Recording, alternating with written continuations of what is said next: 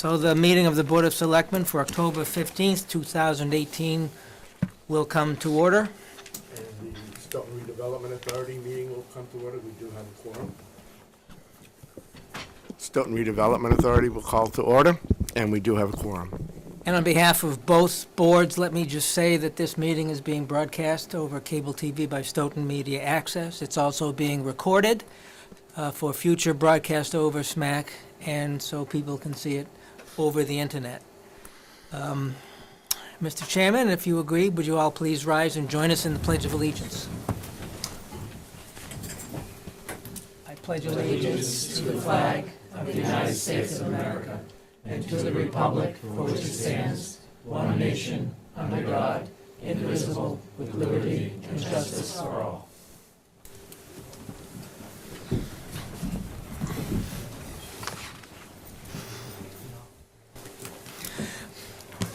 So on behalf of the Selectmen, I want to thank the Redevelopment Authority for coming and joining us at this joint meeting.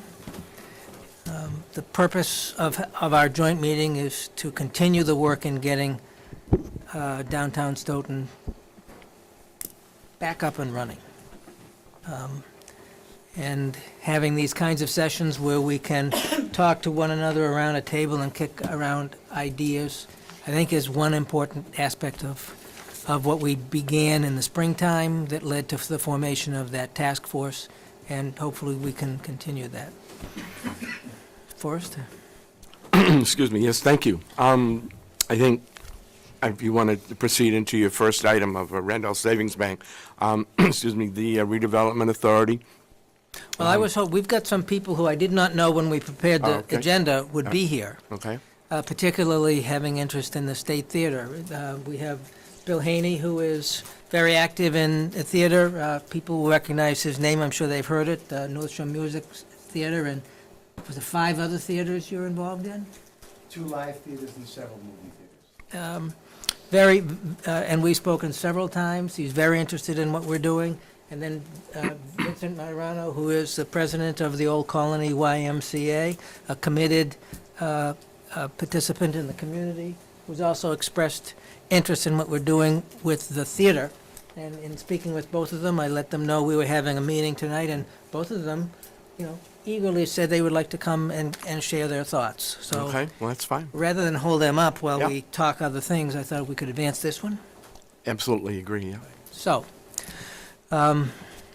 we also have John Stagnoni, who's president of the Friends of Stoughton Theater. This is moved to the front stage of town government to pay attention to, because the property that has been, the property where the theater sits was recently acquired by a new owner who's given an indication of a plan to bulldoze the theater and turn it into a parking lot. Going back to 2012, when the master plan began formulation through creating the master plan through the Redevelopment Authority's work with the Downtown Redevelopment Plan, having the theater be alive as a destination and a real activity center to make Stoughton Center work has been at the forefront of the planning. So, with that said, I know the Board of Selectmen is eager to see if the master plan aspect is lost, or if there's something as a community we can do to keep this opportunity alive. And we've discussed it, many times between our boards. So putting it first on the agenda tonight, moving it up, for us to talk about, are there things working together and with other interested parties we can do to make the opportunity of the theater coming back not be lost, because it's going to be bulldozed. So, Forrest, I don't know if you have any thoughts, or any other members of the boards, before we kick it around. No, I just would say that both Lou Gito and myself served on the master plan committee, and there's no doubt that the theater was certainly on the top of the list as part of what would make an appropriate revitalization of the downtown. And Lou, if you want to add anything to that. So the status of the theater, there was an application submitted to the Community Preservation Committee with respect to acquisition of the theater by Friends of Stoughton Center. Friends of Stoughton Theater. The Board of Selectmen, out of an abundance of caution, inserted a second article in the warrant for the special town meeting for a straight-out acquisition by the community, with I think the thought that it was then early in the process as to how acquisition, if it happens, might work, and so to provide options as we got to the decision point for the fall town meeting. So those both articles are on the warrant. Obviously, only one of them might work. And I think the first question to ask is it the will of the community to have that theater working? And then the second question, if that's the will of the community, how do we do it? Because our options are very thin. The current owner of the property has made it clear that he intends to knock it down. So with that, I'll open it up for people on the Redevelopment Authority and the board to share thoughts on how we should go about it. I noticed through all the emails that were going back and forth that apparently the only real dialogue that has occurred with the present owner came through our Economic Development Director, Pam McCarthy. So I don't know if John wants to share or somebody else wants to share any direct knowledge of sitting down with the present owner and just start throwing things against the wall, I guess, as far as ideas or whatever. We did initiate a request to sit down and talk, and the response we got was, it's not open to discussion with the current owner. And he's not interested in discussing. I believe the door was left open that the community is still interested, the town is still interested, but it was not, that feeling was not reciprocated back. And John has had direct dealings with the landlord. Maybe there's some things, if everybody wants it, he can update us on. Yeah, thank you. Yeah, we've had a number of conversations since the owner has taken over the theater, it's been 2 years actually in this October. And one started from when he first purchased the building, or before he was purchasing the building. We informed him we had a long-term lease, and that's when he indicated he wanted to tear it down. So over those 2 years, I think we've had like 4 or 5 conversations with him.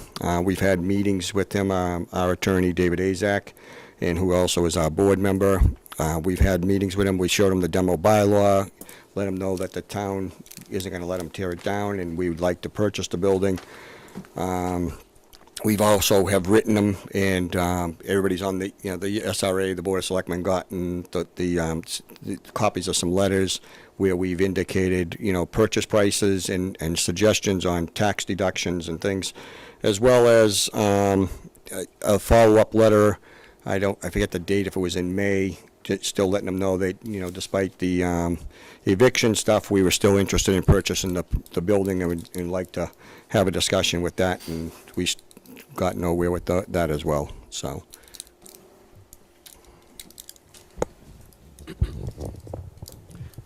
Just curious, what is the length of time on the demo bylaw? Is that 3 months or 6 months. 6 months? Okay, thank you. And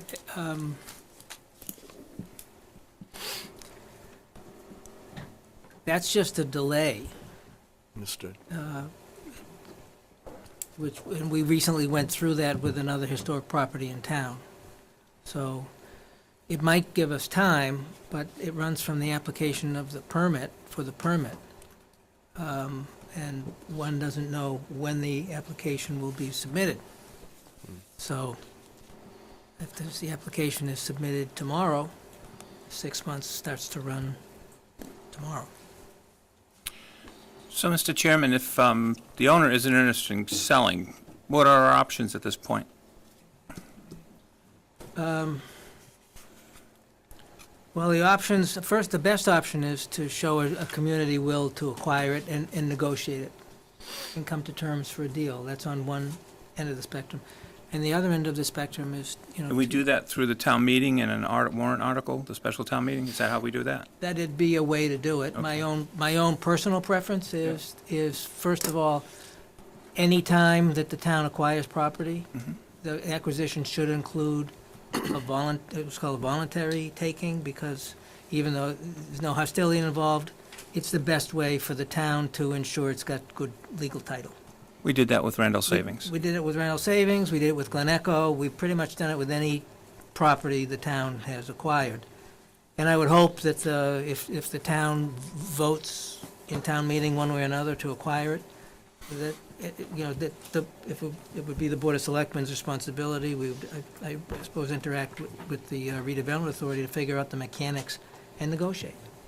And then if worse comes to worse, maybe we have to, go about it more deliberately. Okay, thank you. Mr. Chairman, can we get an update on where things stand with the application before CPC? The last I heard, and John is filing the application, correct me if I'm wrong, is the application was submitted. There was a meeting, I think October, it was October 3rd. Steve Cavey and I went to that. In this room? In this room. The next meeting is scheduled for November 7th. The initial request by the Friends of Stoughton Theater was for a $500,000 grant. A question is whether the CPC could recommend that as sort of a restructuring of the vote they took several years ago for $500,000 into it. And then an updated application was submitted this week for the acquisition of the theater using CPC funds as a quicker, easier way to get it done. And John can explain the details of that, but that's the status, and it's set for hearing on November 7th by CPC. And just to recap, John, did you mention that the town's reached out about the possibility of offering the current owner a TIF agreement or some type of tax deduction if he'd be interested in negotiating with us? No, that hasn't been offered as far as I know. But that is basically a tool in our tool belt that we could offer, correct? I'd be willing to support such a move, and I think that that's something we should explore. Would you, in terms of the TIF agreement, would you recommend that for the owner to maintain ownership and have it on that property, or for the other parts of the building, or Yeah, possibly. I other mean, he doesn't properties he own, owns? it's just the theater portion that we're interested, correct? Not the Right. entire parcel or two parcels that he owns? Well, there are other properties that would support theater activity based on their business plan. So the business plan that they've put together includes not just the theater spot, but support to the left and the right of the storefront that you see. And that was part of the cash flow, the return on investment as well. The owner has other I'm sorry, did I step on you? Did No, you- go ahead. The owner has other properties off the square, as I understand it, and that's where maybe there might be some incentive on those other pieces, parcels. I'd be willing to support something like that, and I think, maybe a vote from this board and might be a good starting place to have the town manager reach out. And I don't know if, John, you've mentioned that Friends of Stoughton Theater have reached out numerous times, and I think Pam has had some conversations, but I don't think that's something that the town's offered yet. I'd be willing to support that. It's my understanding the owner is out of country, right?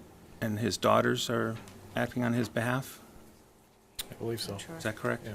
Okay.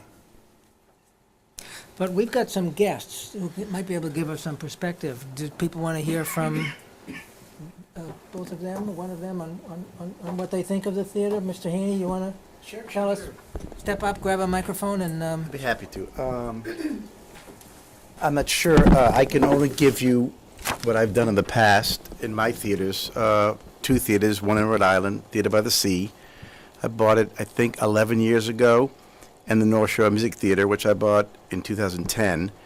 Both theaters are doing extremely well. They were both closed. One was bankrupt, one had been closed for 5 years. I restored the theaters. We brought really good productions in. We make the shows, we produce them, and through these many years, we've achieved a pretty good business out of both of those. But I think what you more probably want to hear about is what happens to the area around the theaters once you bring that kind of life back. And I can speak mainly to Beverly because when they lost the theater, I think it was 2009, I would go to restaurants after I reopened the theater, and they said, when we lost this theater, many of the restaurants said, we lost so much business. So many, because people used to obviously come in, you go to dinner before the show, and you go to the show. When I reopened the theaters, they, again, a couple years later said, thank you, thank you, thank you, because all the business and then some's come back to us. What it really does is now, the theater by, the one at North Shore is not downtown, it's kind of, it's off the beaten path a little bit, but the results of the theater just being there, it extends all the way to downtown Beverly, all the restaurants. It's a pretty big area, if you've ever been there. And recently, probably more important to this, is they just bought and reopened, a nonprofit bought and reopened the Cabot Theater. And they're busy all the time, and the entire downtown area, because they're right in the downtown. You could just call the restaurants there and see how they're doing because of the theater. It just, the town lights up at nighttime now, where it didn't really before. They had successful restaurants, but not like it is now because of the theater. My theater, and then now the new theater, the Cabot Theater. So that's, I don't see would be any big difference between Beverly and Stoughton. You've got lots of people, they've got lots of people. You'll probably need more restaurants, I can tell you that much, because you put, I think it's 800 seats in that building, if I remember right. That's a lot of people, and if you program it right and you do it right, you should, those people would come downtown. There's parking, which is terrific here, and support all those businesses. Pretty much, it's what you would get if you did that. The cost of it, I have no idea. Getting to the landlord or the owner, I have no idea, but this is the end result. That's what I can speak to best about. And I'm good with questions, so if you want to ask any questions, please do. Go ahead. I'm a fan of the Cabot Cinema. My first house was in Beverly. Oh, okay. And, excuse me, and North Shore Music Theater as well, but the Cabot being right downtown. They do a lot of nice live shows at this point as well. They do. And you can go to dinner at Chianti across Yep, the street. my You very park- good friend owns it. First of all, Yeah. you park behind the stores for free.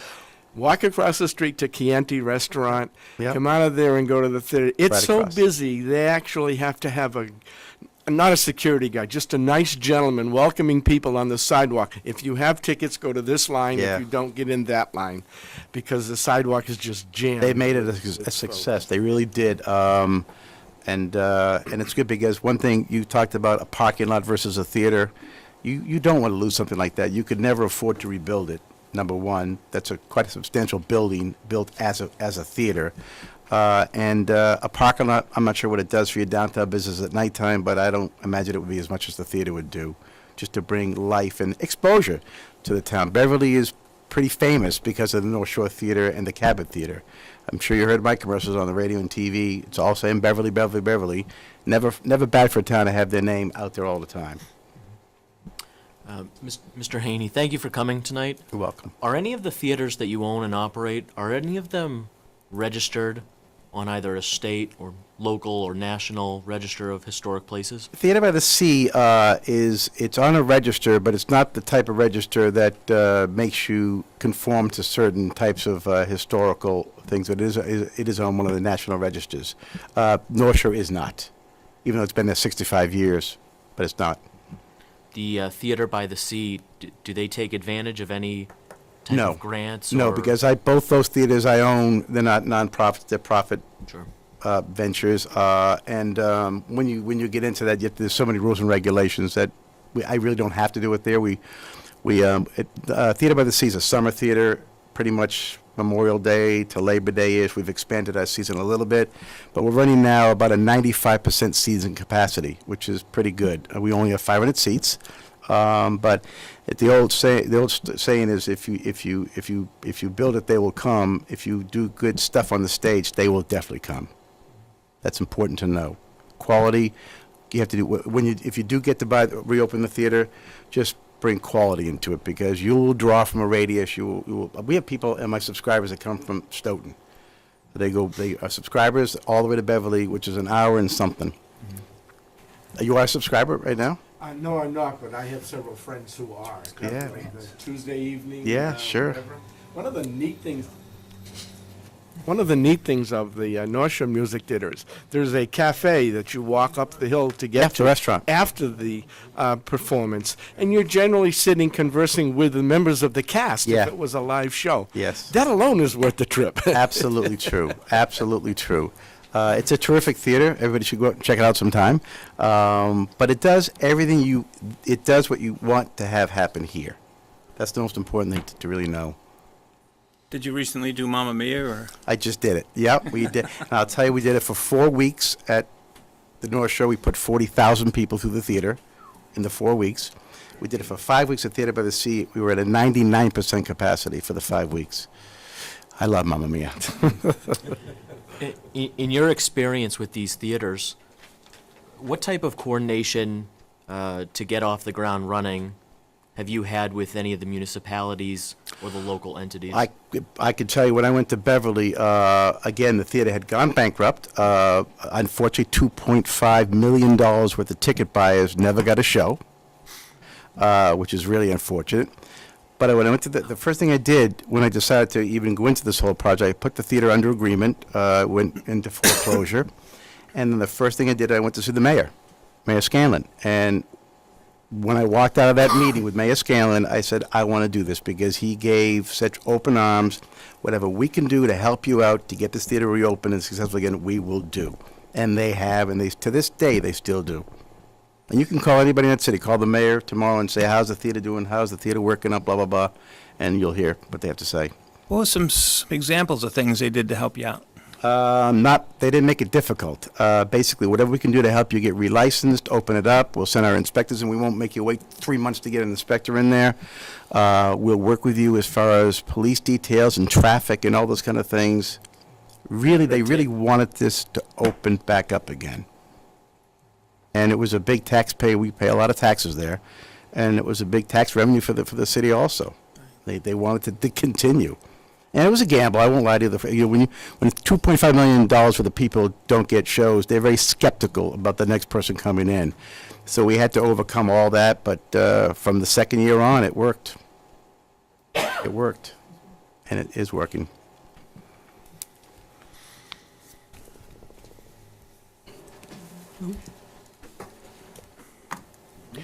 So, and it's standalone, right? Are there any other retail appendages, or is it just? No, we've got the theater? restaurant up on the hill. We've got a bunch of concession facilities within it. It's a producing theater, so we've got all kinds of, scene shop, prop shop, welding shop, all the stuff that costumes to make a show. But pretty much it's on its own, I think 28 acres worth of land right off the highway. And, it sustains itself. So, I like theater. I really do. I have a number of questions about Can't hear it. funding. Lou, can you? Can you talk We'll get louder and this- pull that closer? I'll get it closer, because I'm not going to shout. It would cost us somewhere around $1.8 million or 1.5, something like that, to buy the property, and then another $6.5 million to get it in shape in order to operate, from what I've been reading. Are those numbers about right? John? They're not right. Just a minute.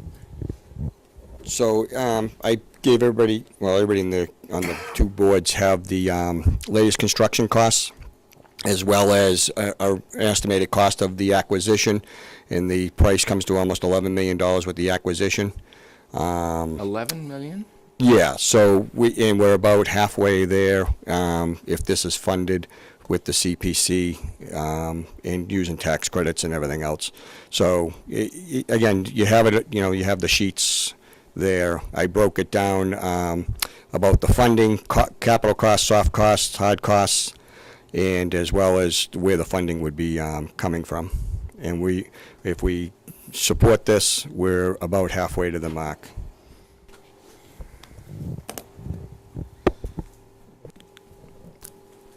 So it's about $5 million? Is that what the shortfall is? Yes, that's what would need to be raised. Okay.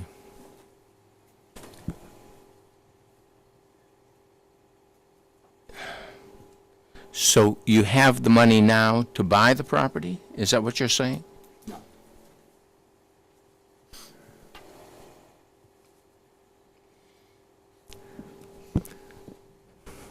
Let me start again. Do we have $5 million? Or do we have the hope of getting $5 million? What I'm saying is the project total cost with acquisition at roughly $1.5 million. Okay. Which is what we talked about, is $11 million. Using tax credits, CPC funds, money we have from the state, and money we have currently have in the bank, and potential for getting the bond bill or a grant from the state, similar to what Worcester just got. We are about halfway to the point of raising $11 million. So we How would much still of that need to- money do you have, and how much are you looking for to get to the first $5 million? We currently have $150,000. Everybody has the paperwork. It would be easier if you could just pull it up and look at it. What's that? It's the breakdown on funding. It was part of the construction cost. There was 3 pages to it. Was that an email from you, John? Yes. So, Oh, It's not this. no, that's the business plan, Is this it? but okay. Pull up that folder. the economics. All right, do we have another one of those? No, Do you have one? no, that's still, is, Looks like this. yeah. It's part of the package, right? No. Which one are we looking for? No, I think it's, it's in the book here. John, when did you send those? it's Sunday morning, That must be it. because it was too big. Couldn't send it Saturday when it was finished. Well, let's determine if we have copies first. So, This? Yeah, I think that's it. Is that it? It's a monthly.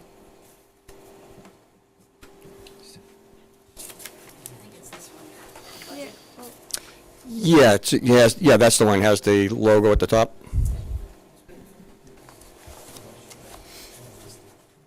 Thought I had opened up every blessed package. Oh. This one here? It's cold here, John, or any of these? It should be budget or something like that. See, business plan. No, it's none of those Yeah, it's ones. called budget, dot CONSTR dot PF.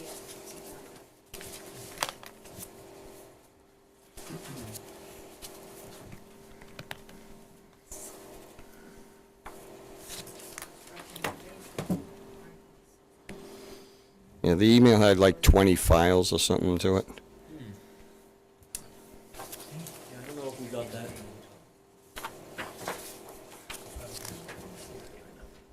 all I have is the rental income sheet. So, I don't have it. so Pam had it right there, right? Do you want to forward it? So maybe And it that'll was help from you. John, Pam? So how much money do you have in hand?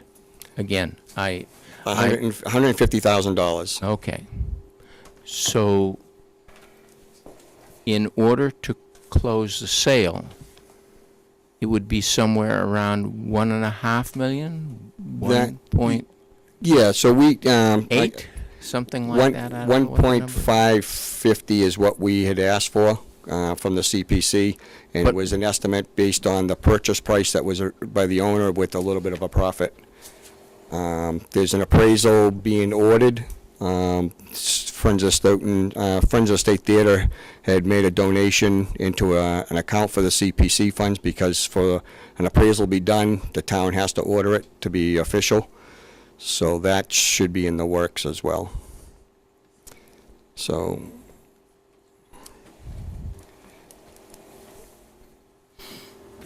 And has that owner showed any willingness to potentially accept that? no, we haven't had a conversation with him for a while, since the litigation pretty much has been going on.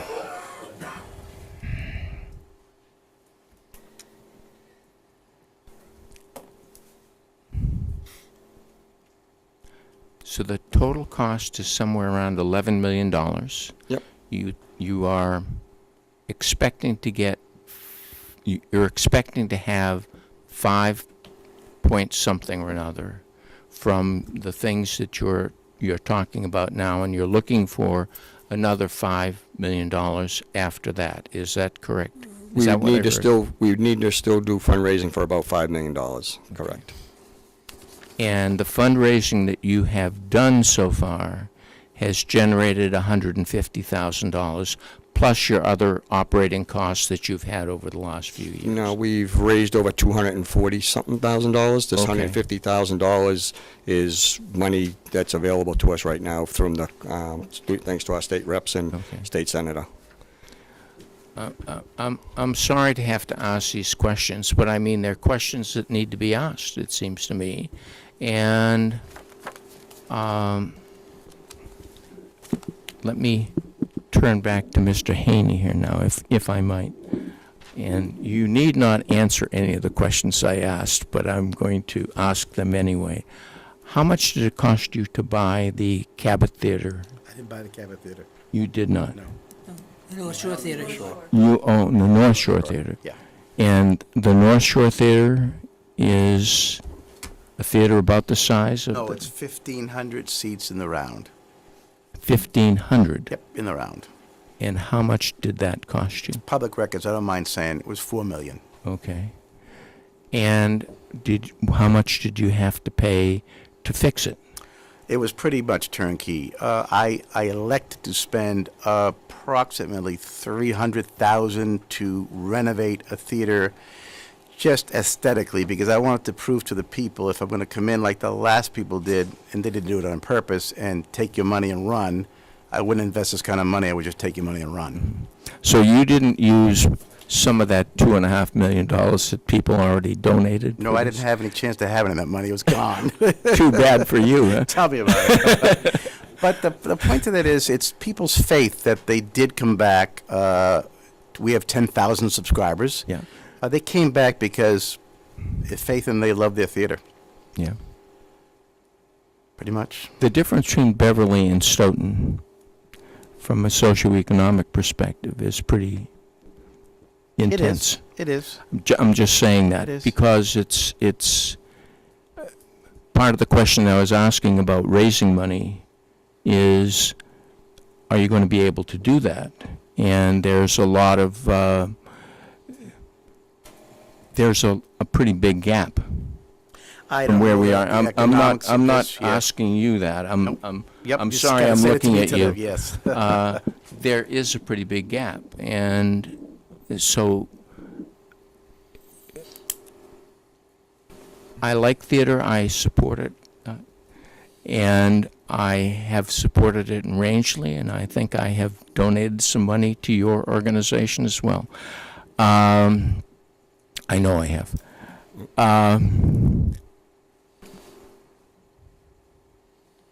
But I think we have to understand how we're going to get from here to there, get from the hope to the reality. And And some of that was laid out in my email, as well as all the paperwork. Like I said, there's I saw a lot of the but- stuff. I didn't see this you know, this piece that you're talking about, Yeah. but I heard you say that you've raised $250,000 and you're looking for about $5 million that you think you're going to be able to get from the state and other sources, and you don't know where you're going to get the other $5 million.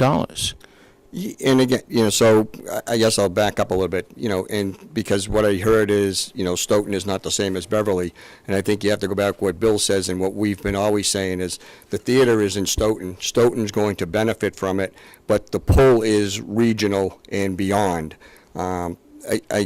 We did a show in the high school a couple of years ago, and they were coming from Connecticut and Worcester and, Rhode Island and every place else. So I think Bill has said it eloquently enough that if you build the right product and put the right product out there, this downtown can change the way we want it to be in the master plan, and the theater is the key to this whole thing. And as far as the fundraising goes, one of the things we're looking to do is use part of the money that we currently have, or part of the pool money, is to hire a full-time staff person that is going to be, an executive director or fundraiser person, as well as part of the budget. If you get that file open, you'll see that there's a budget as well for hiring a consultant to help with the fundraising. We've already done a capital campaign feasibility study. We've done a financing study. We have a lot of paperwork that we've already done. We have tried, and unsuccessfully, I have to say. We hired somebody, and they were a very talented person, but unfortunately, things didn't work out the way we wanted it to, and, we're just, kind of lost it, we didn't get as far as we wanted to. But we need to do that again. We're confident we can do it. Our timeline is after the purchase, and we hire that person. We were giving ourselves 2 years to do the fundraising, as well as then about 12 to 18 months for restoration, and from there is the opening is hopefully December of 2022 is the timetable we have. With some of the letters of interest, and hopefully what some other people are saying here will make it easier for us to do our task. The hardest thing to do is to get the first person on board, and you have a letter from Stonehill College. Yep. And there's a letter from some other people that are interested in using the theater and renting the theater. We get calls all the time. It's kind of frustrating that we always have to tell them that it's not ready and, it's going to be a while. But the use and demand is there, and I think Bill hit the nail on the head, and we've been saying the same thing. This theater is an atmospheric theater. It is one of the last ones in the New England area that we can find. Nobody builds a theater like these anymore. So, and you're seeing time and time, and, we put it up on our Facebook page all the time, all these theaters that are being restored across the country. And I'm just going to say, why not here, So at some point, we got to take it, the bull by the horn, as they say, and kind of move forward, so. So on Could that I score, just say one more thing? John, it's hard for me to ask these questions, I guess, for a couple of reasons. One, I don't seem to have all the documentation that I thought that I had. I got 15 pieces of information just yesterday, and I thought that I had looked at them all, and maybe I hadn't. But the most important part of the difficulty is that you're a friend, and I like you very much.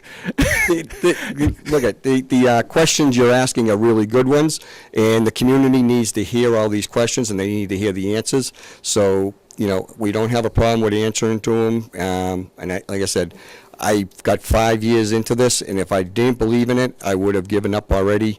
I'm not one to always fight with people, but I really believe in this. I believe it's great for the community. I think it's going to change our downtown, and I think it's the only thing that will change our downtown. If it doesn't happen, I don't think our downtown is changing, at least for the better. Now, we have a potential good user, Old Colony. Can you make room? Can you pull up a chair and, I'm almost afraid to come up here after the authoritative presentation you just had. I'm Vinnie Martirano, and I'm the president of the Old Colony YMCA. And I think was before this board or your predecessors, maybe about 10 years ago, when we had an opportunity to begin to engage ourselves with the then Jewish Community Center. And but the reason I'm here today, I happened to be in a conversation with Mr. Reagan early last week. Something unrelated to Yeah, this, by the way. unrelated to this, and but during the conversation, he talked about his potential opportunity for your theater, and what immediately came to mind is I've been in my position since 1992. But I remember in those days, my kids are very young. I happen to live in next town over in Easton, but had fond memories of taking the kids to the theater on Saturday afternoons, and it was just a very, very special place. And so the question was, would the Y have any interest in help in participating and creating kind of a strategic initiative about how you might bring new life back into a facility that has quite some history in this community. My immediate response really was, I don't know enough to speak intelligently. However, I know enough that when you bring people together with the right spirit and the right heart, it's amazing what you can figure out. And so Mr. Reagan went into a little bit more detail in terms of his hopes of creating perhaps some form of planning committee to begin to have some dialogue on how that might be. And then subsequently, I happened to be away, and what I did indicate that in the interim, I would, through our national office, inquire as to what other communities and YMCAs across the country might be doing similar kinds of things. And interesting enough, I don't have details, but at least I found about a half a dozen YMCAs that have a pretty heavy program center in the arts that use theater as kind of a basis. Now, so the question I think for our YMCA or for me before you tonight is so what, you're the Y, what can you do, in our history, our YMCA has been around since 1887, and it has not been unusual for us to get ourselves engaged in activities that, quite frankly, might be at first look out of the mainstream, but ultimately, I think have served the interests of those we serve well over the long term. And, the example, without getting into the weeds, I would suggest is that our experience when we are invited with our colleagues at the Jewish Community Center of Greater Boston 10 years ago, right about now, no one had any idea what the potential of that site was. I think we all understood some of the challenges that it has, and I can't tell you that everything is rosy 100% of the day. But the reality is that we marshaled the resources together to make it happen. And I think today it's safe to say that you have a very vibrant community center in your community serving all kinds of folks. And, the reality is that I think when we began working there, we had, quite honestly, maybe a membership base of about 1,400 units. That number today is getting close to 7,000, and that represents about 15,000 people. Mostly your neighbors in this community. And just 2 years ago, things have gone so well in revitalizing that site that I think all of you know that we were able to make additional improvements to that facilities, and it's gone really, really well. So the answer to your question, or I guess the question is that from my own personal perspective, quite frankly, when you think about youth development and the kinds of things that kids need to really grow to be responsible adults, so there's no question that from an evidence-based perspective, that having kids engaged in the arts is an absolute fundamental life skill kind of thing. And so if you dare to dream big and you think about, and I have no, I can't say that I'm a theater enthusiast, but I am a youth development kid and family thing. And so, you almost wonder what kind of a resource could that be to provide some additional kinds of tools for kids and families to engage themselves in? And for me, I think it's an absolute win. It's just an absolute win. We all know that culture and music are some of the leading tools to equip kids. So from, again, from I think the WISE perspective, we would be delighted to work with a group. We don't have all the answers, but what I tell you what we do have is, you know, we have a pretty good staff that is engaged in a whole bunch of things, from research to grant writing to, quite frankly, program development, that we could see working in partnership, trying to figure out what is the right model. I mean, it seems to me you've got really three elements to this thing. First of all, you got the capital infrastructure, how you're going to buy it, and how you know what you're going to need to improve to make it so that it's at a standard that you're comfortable with. And then I think you're really going to have to, the realization is that, okay, so how are you going to program this thing? And what's the program going to look like? And I don't, that's a decision certainly beyond my scope. But I do think that, you know, there is huge potential there. Quite frankly, I think one of the things, too, that we could bring to the table is some of our volunteers that, you know, have been involved with us. I think that would have an interest in seeing this kind of effort come to pass here in the community. And then, you know, we are no stranger in terms of the revenue mix that we have, in terms of various state departments and the like. So I think it's safe to say that from a service delivery at the state level, when you say the Old Colony Y, people will know who we are. So we have, you know, we have 50 years of working with state government. In fact, I believe we have the longest standing privatized relationship with the Commonwealth that began in the early 70s. And today, it's not the purpose, you know, we do a whole bunch of kinds of things, all to support kids and families. So it would be an interesting venture. I haven't seen any of the due diligence material, so I'm really just giving you my first reaction. But I think you're onto something, and if the alternative is a parking lot versus a useful, vibrant community facility to help revitalize the downtown, yeah, it's worth taking a serious look. Questions, anybody? Thank you. Can you two get together and figure it out and then get back to it?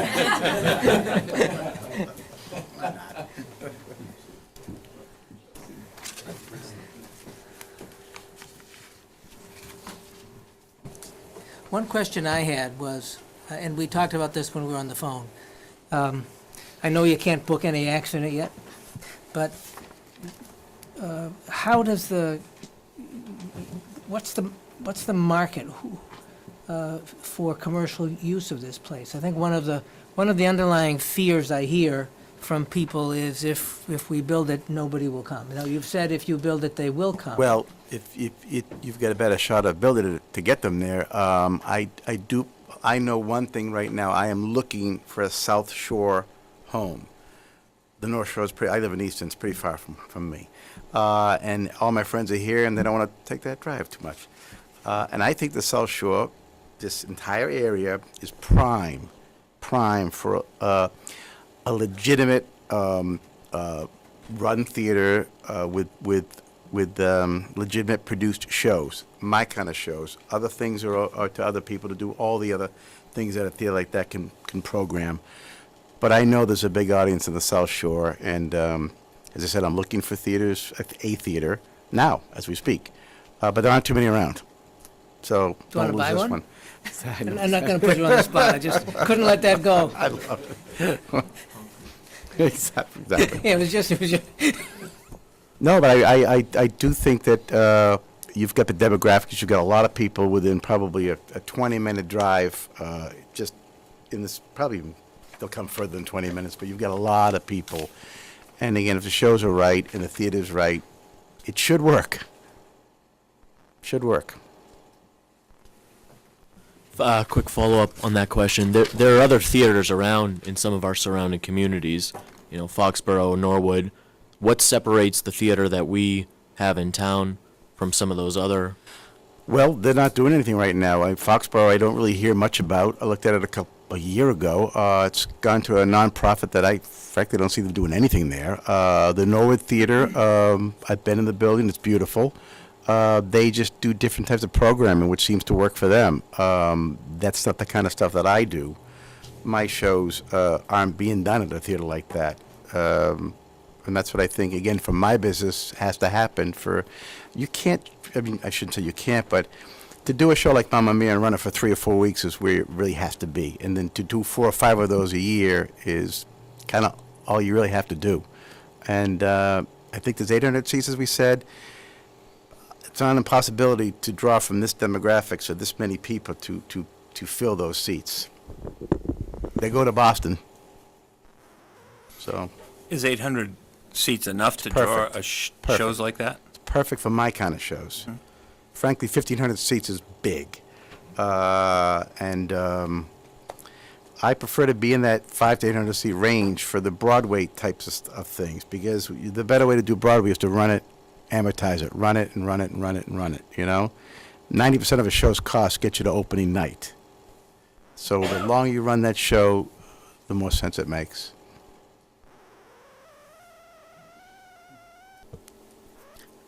I would just like to say that I appreciate you being here to let people know your opinion from somebody who isn't just somebody not in the theater. I think, I've worked with John since the beginning of the Friends of State Theater and have always believed in this project, but I'm not a theater person. I'm just someone who would patronize it. So I think it carries a lot of weight for me to hear you say, as someone who is in this business, who owns 2 theaters like this, who knows exactly what we're dealing with, that you believe that, I believe that there's a lack in the area that could be filled by this. But to hear you say it is fantastic. So I appreciate, Well, you're welcome. that. And I, as I said, I'm looking, so I do believe it. yeah, Yeah, that's great. Thank you. you're welcome.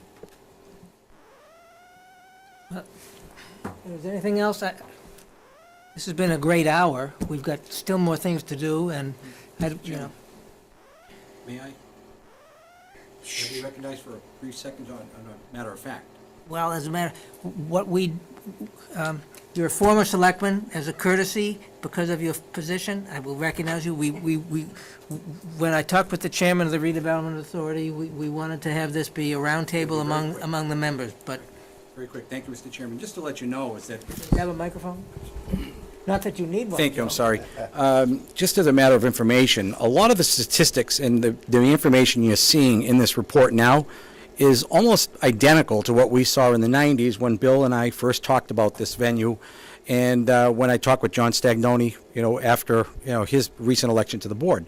The demographics you're seeing have actually stayed pretty consistent with the numbers that we saw back in the late 90s, because the growth of the community reflects the growth in the numbers that we're seeing.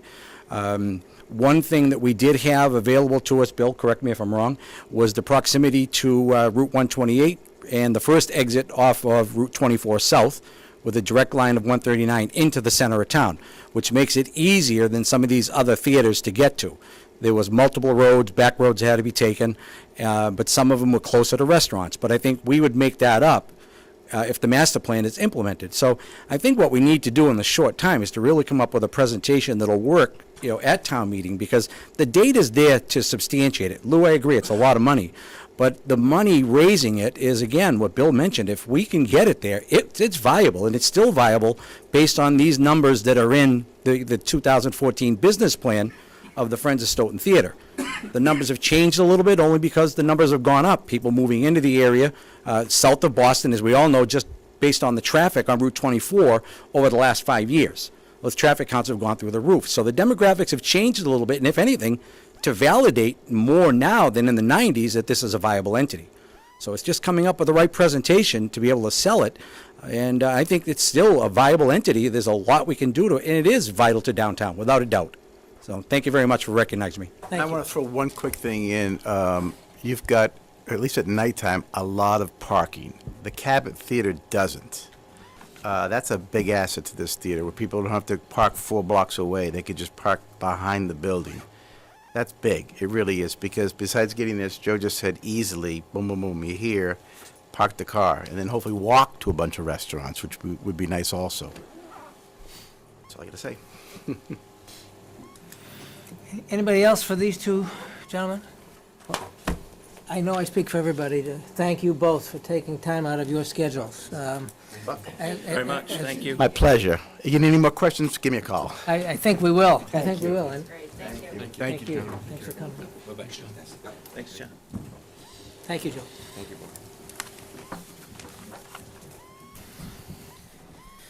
All right, so is there anything between our boards we want to do to pursue this? Excuse me. Do we want to make a little working group, 2 and 2, and That's a real good possibility. I know that John came before us at our last meeting, and he requested a grant from the SRA for $50,000, which is sort of a match to the $50,000 that he has from the state. I think the tough question that was asked is, do you have a purchase and sales agreement? Because obviously, if we were to do that, it would be conditional upon having something in writing to validate, the expenditure. I know that we have members of the board who are interested in making this, go forward. So I don't want to speak for anybody else at this point, but I'm not sure where the town's downtown economic development task force sits at this moment. You got And two of them right here. Yeah, and so I suspect it might be better to ask them where they're at first, okay? Well, we meet on Thursday, and our previous meeting, which was 2 weeks ago, had to be canceled, so we haven't met in a month. I will say, though, in regards to generally discussing the theater, we have talked about in the sort of strategy for revitalizing the downtown, the importance of having something to draw people there. So while we're focusing currently on bringing restaurants in, we recognize that there needs to be a draw. And I think one of the understandings is that if that is not the theater, then, we'll have to find something else because there really is nothing else. So we're kind of under the understanding right now that if we bring in the restaurants and if there is that draw to the downtown, then it will help them succeed and thrive. But there has to be something there, that sort of linchpin to bring those businesses in and keep them there. So that's as far as our discussions have gone, but we could certainly bring this up on Okay. All right, I think Thursday. there's probably, there's at least 2, if not 3 courses that need to be followed. Number 1 is to try and get the owner or the owner's representative to a table in a discussion that has a lot more than what has gone on in the past, somehow. I think that's one track that really needs to be followed up on. I think the second thing is, speaking back to former Selectman Mokrisky, is putting together a presentation with respect to town meeting or any other boards or commissions that, are going to be looking into this. Getting a more concise presentation than what has been developed so far. I think we're all suffering from getting a lot of information from John, sort of some today, some yesterday, some the day before. I think Selectman McCrisky made a good point that it needs to be similar to the Randolph Savings Bank at town meeting. We need a unified presentation. exactly like the Randolph Savings Bank Okay. presentation, which is what? Well, that's because that was Christine's gonna that do was it. that was so successful with Christine. I was able to just stand in the background and go, woo. So those 2 courses, I think, need to begin to happen sort of on parallel courses, if you will. And I suspect that there is a third one in there. One of the things that has always been problematic to just me as an individual is the idea that it has to be X millions of dollars to open the door and have it be fully functional. And I've always taken the tack that I think there's a better way to do that based on my experience working with Emerson College and the opening of the Emerson Cutler Majestic Theater on Lower Tremont Street. If you've been in that theater, it is just absolutely beautiful. But on the night that they reopened it after it was an old vaudeville house. It's a small venue. They spent, I want to say, maybe $1 million or $750,000. They did the lobby. And they did the downstairs with the restroom facilities and some HVAC work. They just cleaned up the inside. It was peeling paint everywhere. There were ripped seats. There was whatever. But they invited people in. at an open house, and they started running from there with the fundraising coincidental with the shows that they were putting on. That's how the Cabot Cinema has done it in Beverly. They sell seat licenses. They replaced all the seats in the orchestra by basically asking people to buy seat licenses, which I think you get at Fenway Park or, I don't know, Foxborough Stadium. From a corporate perspective, there is a difference between Stoughton and Beverly, and that is that you're looking at they're surrounded by Hamilton, Wenham, Manchester by the Sea, and then extended out to Gloucester and Rockport. From a demographic standpoint, they do have, and not to put any of our surrounding communities down, they do have a significant advantage from the fundraising perspective. I think it should be staggered, okay? I don't think that the idea that you're going to spend 2 years, raise $5 million and do all this renovation and have it be open, fully open, that would be, to me, too much of a challenge. I respect putting that forward, okay? But if it were me, I would be trying to phase it in, okay? Do what you've got to do to get people in. Maybe you just paint a little portion of the theater as the atmospheric part, not the whole thing. Take the seats that are there and put them back. That would just be an approach, from my part. So I'm not sure that a separate group from the Downtown Task Force, maybe a subcommittee from the Downtown. I think the Downtown Economic Development Task Force, as an entity, carries a lot of weight at this point in time, and I would want to capitalize on that rather than creating. I wouldn't want to separate create a group. new one, but Yeah. I'm thinking that Subcommittee or there's whatever. 7 of them, Yeah. and we've given them a big thing Understood. to bite. Steve Cavey, and what got me thinking about it is Steve Cavey, I asked and he agreed to really work numbers and comparables, which he has been diligently working and working and working. So as I could see his face when Bill Haney was talking, I could see his face going, well, and 85 different places, where he's got the numbers. And what I was thinking of throwing out as a model to address this, to get to success, and success means we affirmatively decide we're going to pass. Okay? That is, we do the diligence and we say to ourselves, after studying it and vetting it and looking at it, this is something we can't do and we've done our best, because we don't get to go backwards. Or we say, we've done our best, we've done our diligence, and guess what? This will fly, and we go forward. Too often, I think, we don't look at the opportunity that we don't take, because, and then when we're on the other side of letting it pass, we say, gee, too bad somebody else didn't do something different, then we would be better. That's a natural thing for people to do. There's too much at stake for this town and this downtown to be passive here. So we need to make, from all I've heard, an active decision. We will either let this go or we won't. And my suggestion is, we ask Steve if he can work with your group, so we add capacity, and that brings more information back to our board.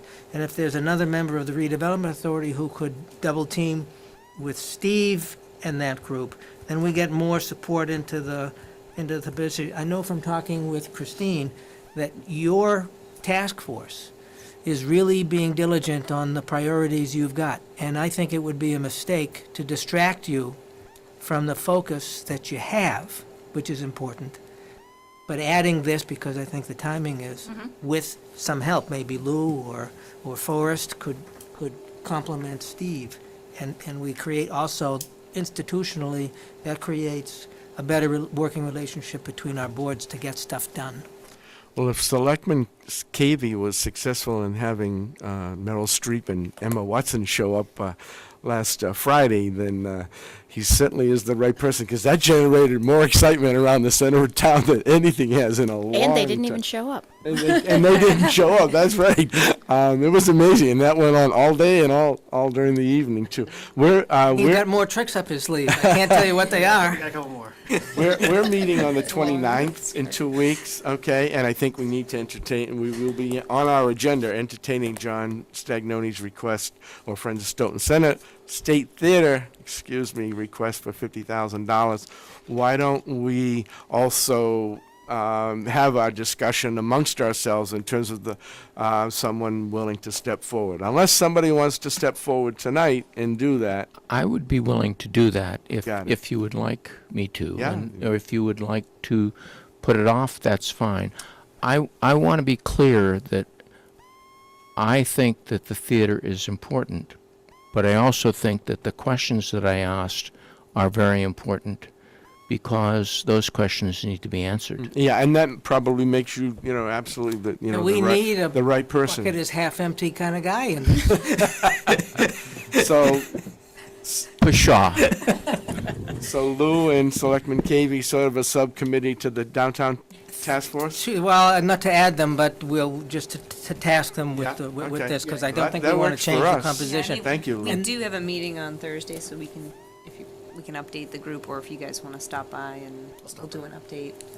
And whatever Lou brings back to the redevelopment authority as tasks that need to be, addressed somehow, I mean, I'm sure, we would respond favorably to that. Because but- this is a big 2 weeks. getting- yeah, it is. This Yeah, no, would I be a big understood. 2 Yeah. weeks. Mr. Chairman? Mr. Hill?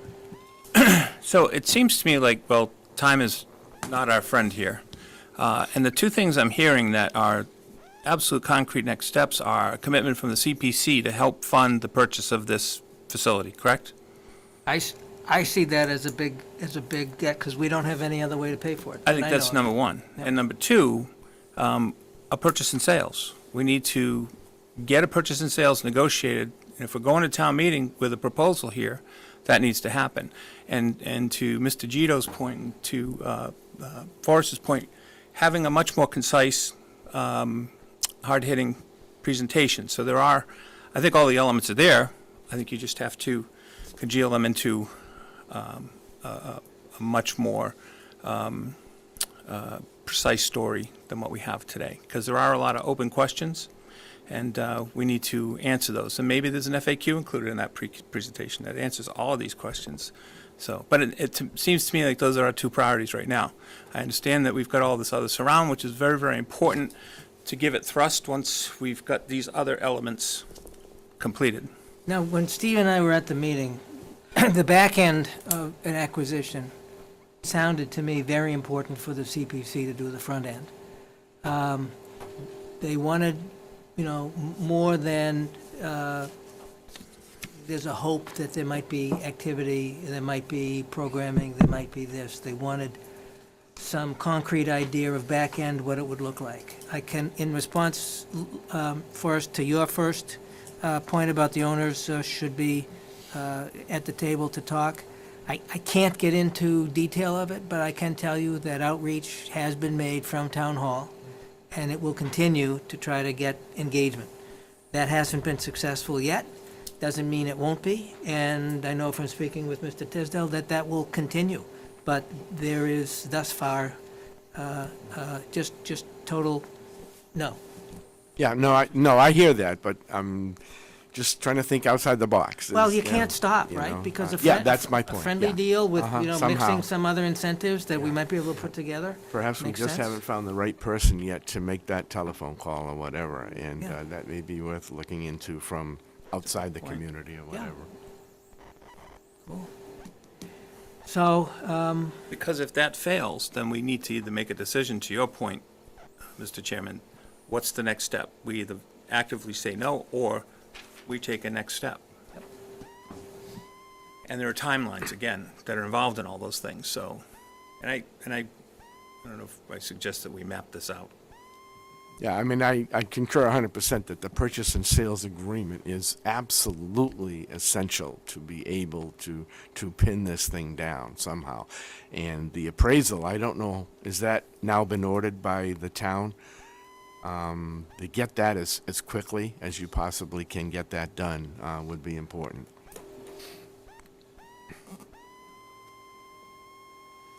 all righty. Anybody else for this?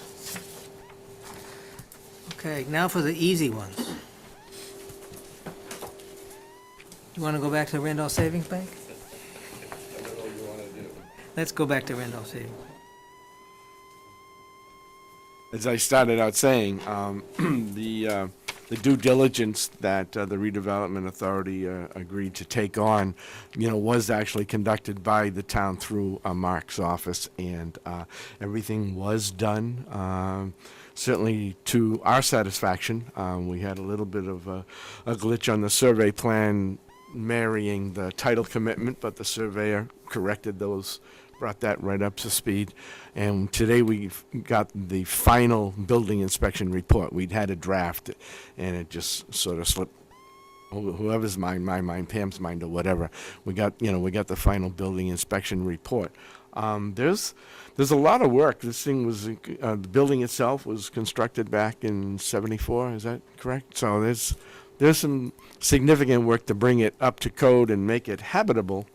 But I think the issues that are on the table, that from your perspective, is it's 3 lots, and the third lot closest to the Capon, and is in fact 25 asphalt, 25 parking spaces. That alone, okay, is worth well over $300,000. Town of Easton has a CPC request to build a 30-space parking lot for $330,000. So that tells you that the value of that parking lot, to the community is significant, truly significant. But I don't know where you want to go as far as other aspects on the site, because the building is in move-in condition with some minor cosmetics, but there's some safety issues and some code issues that, ought to be addressed. Well, we've activated it as a temporary library home. Yeah. And that will take us through probably when, December? Yeah, probably middle to end of December. And then we've approved, Pam McCarthy wanted to activate it for art. To do an art program in there, or Program at there. least have an arts festival. We approved. Yeah, and the Friends of Stoughton Center have stepped up on that are willing to support that, and in fact, some of the members are disappointed that the library got in the way. But we'll build a new library and then it'll solve the problem. Understood. Pam McCarthy's also applying for a grant for the highest and best use of the property. So that's going to be a study that's going to be undertaken for that property. So that would be the next step that we would take after the art gallery, for the long-term Yeah. use of the property.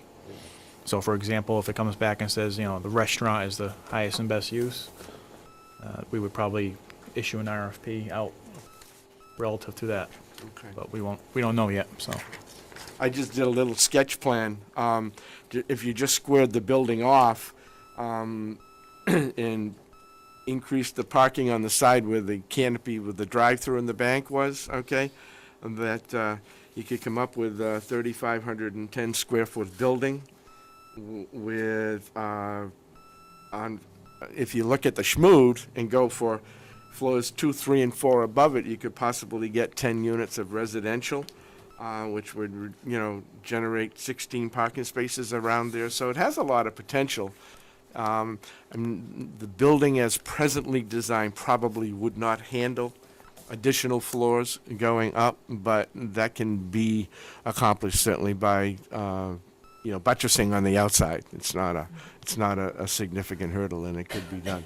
So it's definitely has a lot of value as far as something on that magnitude of fitting into the schmood with commercial on the first floor and, residential above. I know that there's been talk in the past also with respect to the post office, which is a whole nother, topic that we're going to look at and discuss, in a short while. But there is a significant potential. I know there are some banks that would probably be willing to slide right in there. I'm not so sure that that's the best and highest use. I don't know who would do that. Is that somebody who's going to... I don't know the details on that. Yeah. On who would actually do it, but. Because that's pretty subjective, best and highest use, coming from, I don't know, a planning agency. Is that through the community block grant program? Or? She would apply for probably DLTA and then hire a consultant if the grant was awarded Okay. to come up with From highest and best Old use. Colony Planning Council or from It's not Old MAPC? I'm not- Be- Probably Outside, it'd probably be an outside if the grant was awarded. Okay, all right, okay. I'm not That's sure just either very of those. subjective, so if someone is doing that, I would hope they would have a public forum in the process to, I'm you sure know, that would be involved. yeah, learn a little bit more about, who all is the community, okay? What we've received from Pam, and I can't tell you what other sites are involved, just because I can't remember what they are, but part of what Pam is doing is identifying priority areas for the downtown in connection with all of the other work, and looking to develop highest and best use options, and applying for grants to help us do that, so that when we go about making decisions to dispose of property, if that's what we were to do, we can have them in line with a vision for where we're going. So I guess. So the third lot, which is the 25-space parking lot, would be a part of that effort then as well? Yeah. There's no thought at the moment of spinning that out separately, No. subdividing that out. No, separately. and my own opinion is because there's an opportunity cost to do that we don't understand. Yeah. What is it you take away from the other parcels if you spin that off? And it has, my own view, it has to be an affirmative decision, well-informed, that says the best decision we can make today is this, and we don't have that. Is there anything else anyone wants to take up on Reno Savings Bank? No. Okay, so, post office site. The reason I thought we should talk about it is that it may be possible for us, if we're diligent, to get clarity from the Postal Service in time for a Springtown meeting on acquisition of that site. And I know activating that site for its next life as green space was something the Redevelopment Authority agreed to undertake when we met the last time on, here are 6 goals in the downtown, would you do these? And you came back and said the post office site would be one of them. One of the aspects of going to town meeting, however we would do it, to fund that acquisition or deal with that, is what are you going to do if you acquire it? And if the Springtown meeting is in May, I thought having something longer than 2 weeks before a special town meeting might be good to start asking the question and getting ready with the answers. So here we are. And so that's the purpose of putting it on, because as we look at there are 3, I'm gonna stop because I could keep going, I could come up with 9. There's 2 issues we have to think about on that post office site. One of them is, what do we do with the components of post office activity that are now there? And the second one is, what do we put there? What do we do with the existing postal facilities? Is something the Selectmen and Mrs. McCarthy are working on? What do we put there and how do we put it is something that, you very kindly said we can work on that. So I wanted to raise it as an agenda item, so that we have a timeline that frankly is longer than 2 weeks, and figure out what we can do, throw out ideas. Do we do a design competition for landscape architects? What do we do to indicate if we acquire it, we will implement and get it turned around? I spent the weekend reading the document that came back in May with respect to all of the requirements that the post office is looking for, starting with the $25,000 non-refundable deposit. And the more I read, the more the more disappointed I became in the post office's effort to try and hang us by the yardarm.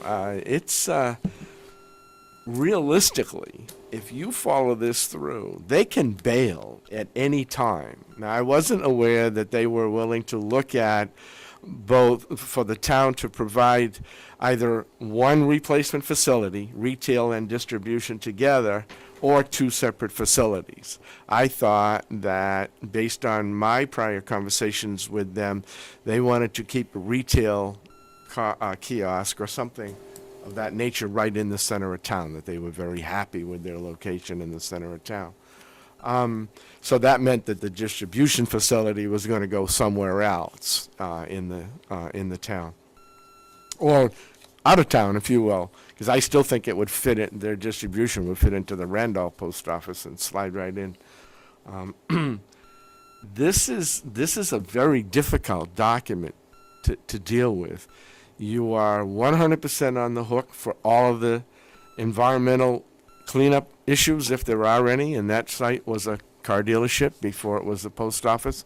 I'm not saying that the post office has done anything, but whatever you're going to do, if you're going to open up the ground for a building or anything else, you've got to do a full 21E with borings and subsurface investigations.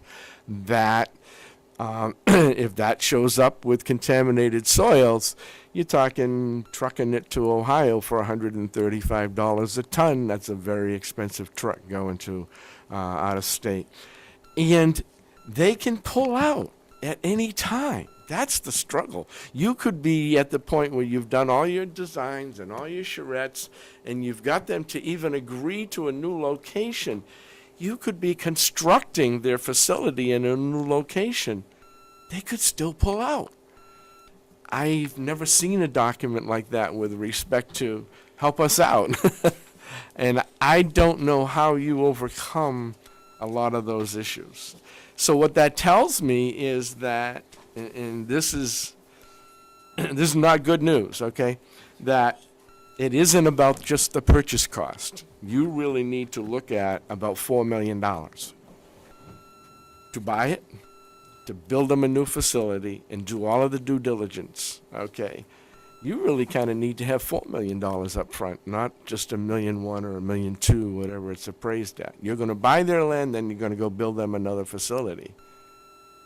So how do you just go to town meeting and say we want to buy it, but we also can't tell the post office that we're then going to have the money to build them a new facility, and where's that going to be? So you can't, I don't think you can just look at what are you going to do with the site afterwards. You've got to be at the same time looking at where you're going to put them. Where are they going to go? Because they're just sitting there. They're not going to really lift a finger to cooperate in this effort from what I read here. I was just really shocked. The $25,000 non-refundable, I thought, well, okay, fine, you can handle that. But then I get into the devil is in the details, the fine print. It's a real struggle. So I don't know. I think it needs to be a much longer conversation. And I think there needs to be some negotiations with the post office people about certainly due diligence, okay? If you go and you do a 21E, and they won't let you do a 21E until after you have an agreed upon purchase and sales agreement. You know, I mean, the normal course of business, you get 60, 90 days to do a due diligence off of a purchase and sales agreement. They're saying, no, you got to wait till it's all totally signed, okay? And then you got 30 days to do it. I'm not sure you can do that in 30 days and have it be right, okay? So I don't know where anyone is with respect to negotiating with the people at the post office, but this wasn't put together, okay? You know, I'm going to stop right there. That's a boilerplate document for them, right? So we've charged the economic development director to go and work with them on this document. And town council. Right. And that So document we for need to us jump in on is that, being just to say, revised. we've That read is this not, document too and that had the is- same impression. that So- is not the document that will be entered into. Right. That is all of the options, and then you either use or don't use what applies to the particular transaction. I'll give you two examples. One example says you will buy and build a new facility for us to replace where you're taking us out of. Another clause says whatever you charge us, or whatever you have to pay for the current facility, the cost of a new facility, depending on what it is, gets adjusted against the sale price the post office receives. So that, just as an example, if you're gonna pay us $1 million for the existing facility, and you buy a substitute facility for $500,000, the net cost to the town is still $1 million. It's not 1.5. And so what we've charged the Economic Development Officer and council with is going through that document and dealing with the representative for the post office who she's engaged with to siphon that down to terms that we can engage with. And so it's not the document you're referring to that we would participate in. The question of the day, though, is when we get there, what are we going to do? And I think we can, this is going to come out wrong, but so forgive me ahead of time. We can find ways to slow us down in achieving where we need to go.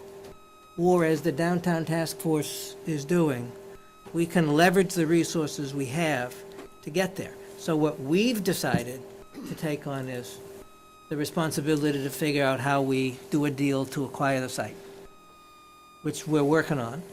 And what we asked you folks to do, and you agree to take it, is once it's acquired, what do we do with it? And we need to cooperate. I'm not saying we don't cooperate on the acquisition and the use, but I think it's time for us to ask you to begin work on what does it look like. A couple of reasons. One is, if the look at the current site includes keeping the post office kiosk in that area somewhere, we should know that when we're dealing with acquisition of the current post office, because that will affect what we do. If it doesn't, it'll affect what we do.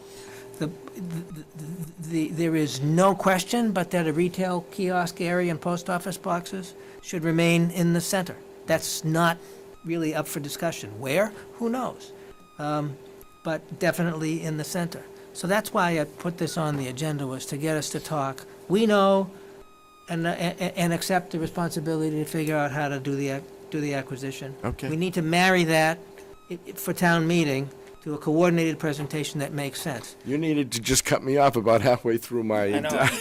Just I was going to. don't hesitate. I was No, actually no, hoping seriously. Chairman was going to. No, that's fine. I didn't want to So cut I you think we off. need to put that on our agenda for the October 29th meeting Yeah, then. I know that in the past, one of the first things we said is it would be good if we could commission an on-the-ground survey of that site in the same manner that we did for Randolph Savings Bank. I think that's something that the Redevelopment Authority, not speaking for everybody, but I suspect is something that we would be probably willing to do if we could get permission to do it.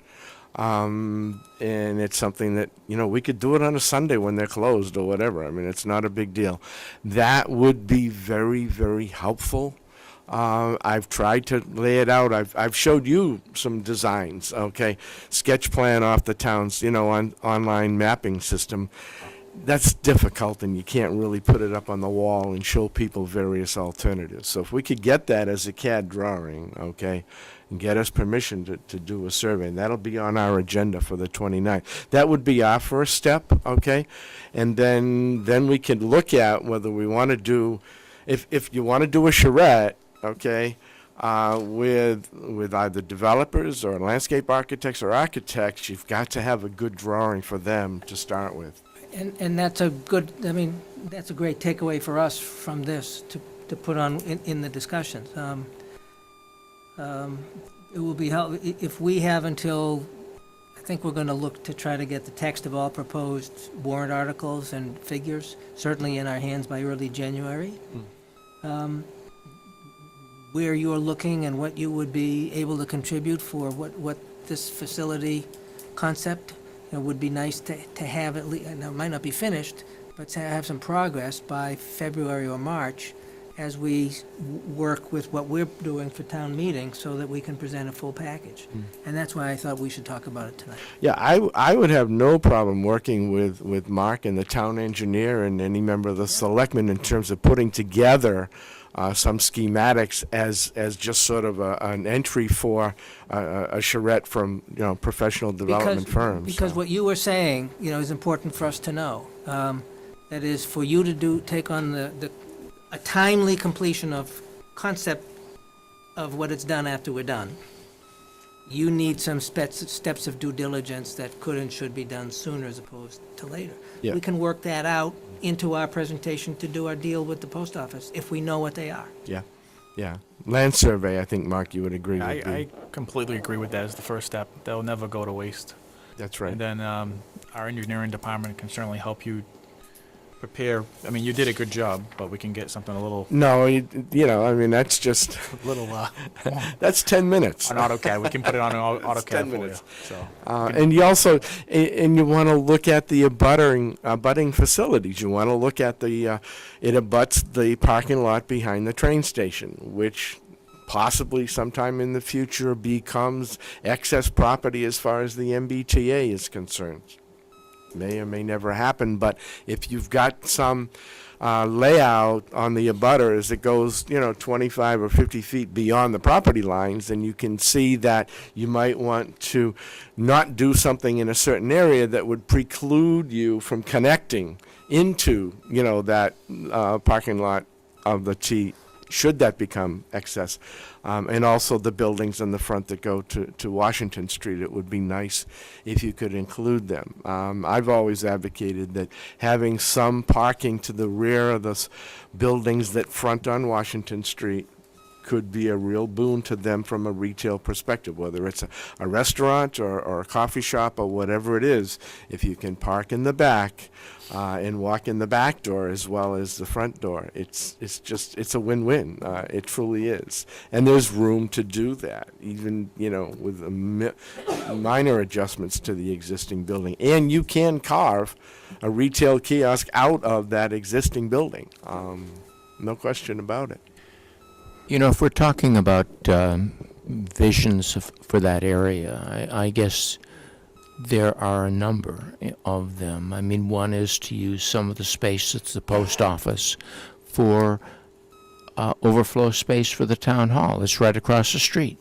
It makes it a lot easier than going up in the square, going down to another part of town, just from an efficiency point of view. Another thing to think about is, you could use the back part of the existing facilities along Washington Street, along Wyman Street, and maybe the back of the post office for expanding the use of that property to have al fresco dining in the summertime, doing a number of things with that. You could create in that green space area something like the downtown Boston. I mean, where we have trellises and waterfalls and so on and so forth. It really all depends on what you want to do in the short run and in the long run, and what you really want to create there in terms of public space and the use and the long-term value of that property. I mean, just like the theater, I think that having a wonderful green space creates the ability to really up the value of that land a lot more than some other options. But I mean, that's only one vision, and everyone could stand up and say what they think about it. But I guess I just didn't want us to get locked into one thing to start with. Rick? So I think we've already been told what to do with it. Part of what we're doing here is implementing strategic pieces of the master plan. And this is a strategic piece of the master plan. And it didn't call for keeping that building there or for doing other than create green space in the town center. And that's what the thought was when the town came together and put their thoughts into the master plan. So the Board of Selectmen is executing on the master plan. The theater is more of an emergency because it's been driven by a separate private group. But now circumstances dictate that some action needs to be taken, whether we consciously walk away or we take some action to preserve it. And, we've made the case, or trying to make the case, that it absolutely makes sense to preserve that facility to help be a centerpiece and a focus for the downtown development. The post office is another. Originally when we bought the bank, a big part of the thought was that it was plug and play retail for the for the post office. It's made to order. So, you know, if we decide to do other things, I just don't want us to get too far off the path here. And, you know, the vacant lot that's down there, you know, we now have action on that, but we were willing to take action to make something happen there because we're done waiting for something to happen downtown. So we have a lot of passion about making it happen. We're not trying to buy the downtown. We're just looking to move strategic chess pieces to make the downtown development to ignite the downtown development. But not in the way people might think. Correct. We're not looking to be you know, landowners here. Previously. You know, we want to be able to give a helping hand to them to hand it off to the private sector in most cases. You know, if we're looking at a public safety facility for fire and police, well, I think that there's a great municipal facility that's sitting there right now being used by the police that we can then use as an annex. And I think that the good news is there are jails there, so. But at the end of the day, I think that the master plan is driving a lot of what we're doing here. And we need to stay conscious of that. You know, I'm not looking to spend money where we don't need to, or to go to town meeting to ask for more money than we need. Right now, you know, acquiring the post office space and making it green space is a whole lot easier than trying to design and develop other concepts there. And that's, you know, that's what the town had intended with the master plan when they developed it. And it's like I said, the state theater is in that plan. It's in the redevelopment plans study analysis that they did. Again, getting, you know, the empty lots downtown fixed. 40 storefronts down there producing tax revenue is the additional revenue that we're seeking to help build and support other needs for this town. You know, if we're going to have to put more money into schools and to build other things, we're not looking to do it on the backs of the taxpayers. We're looking to do it on incremental additional other revenues. And this is a perfect opportunity for us to get other revenues. So we get the town revitalized, which is not a tomorrow thing. It is going to take us several years to get where we need to go on this journey. But when we do, the amount of money that's being kicked off in tax revenue is significant. In addition to other areas, other economic development zones that this board has identified, and there are 4, that we need to take action on. So we don't do this willy-nilly. We don't do this because it's duck hunting and it flew up and we're shooting at it. We're doing it because there's been a lot of thought put into what's the plan. Because for whatever reason, there hasn't been one. And we're trying to put this in place. So some of it sometimes seems hurry up, ready, fire, aim to get where we need to go. But that's only because of opportunity. The bank came up, we had to react because it was an integral part to other pieces that we needed to act on. So anyways, that's my 2 cents. The master plan is what drives my thinking in all of this, and I think that I'm trying to react to that without making it a much more complicated thing than it was intended to be. I want to simplify what you said a little bit. Which you generally do well. Not to okay. We have not done things we should have done for 20, 30 years. We are paying the price for not having done them a lot of ways. Among those prices is a tax base that isn't what it should be. And so residential tax burdens are higher than they need to be because we haven't done as a community what we could have done before. Our window to do these things is not going to be open forever. And the other part of do it now instead of waiting is, why do we want to live like this for another 3, 4, 5 years as a community? How do we benefit by kicking the can down the road and waiting another 5 years for us to do something that we knew we could have, should have done 10, 15 years ago, but couldn't get to? So the quality of life goes down, the happiness of our people goes down, our children who live in this town don't want to stay in this town because it's not a happy place for them. You know, I've heard it, you've heard it, right? And then people who do stay in this town realize what a great place it is to stay. But we need to focus on the fact that delaying doing stuff doesn't help us. It hurts us. It costs more. It has us, living in an environment that we know could be better and we could make it better. So that's why we're pushing as much as we can. And finally, we're pushing because we know we can't accomplish, I think, everything we set out on a list to do, and some things will be slower or fall off because they just can't be done. If we don't have a number of initiatives, as some stuff slows down or falls off, we don't want to wind up doing nothing, which frankly is what we've done. We do that well. We pick one thing, we don't do it.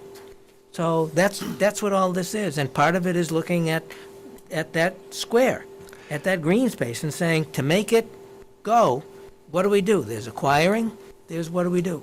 And our boards work together to make them meet in the middle. No, I think we understand that. My primary concern is you don't want to do something that locks it into whatever you do in perpetuity. For an example, I drove by Lawn D today, and I don't know if you know where that is. It's next to the convention center. It's on D Street in South Boston. And it's a whole strip of land that they couldn't figure out what they wanted to do. So they just turned it into a grass park, and it's become the most popular park in all of the city of Boston beyond Post Office Square, okay? And it is and people show up at lunchtime, and there's hundreds of people there on a normal weekday lunch. It's because they didn't know what they wanted to do.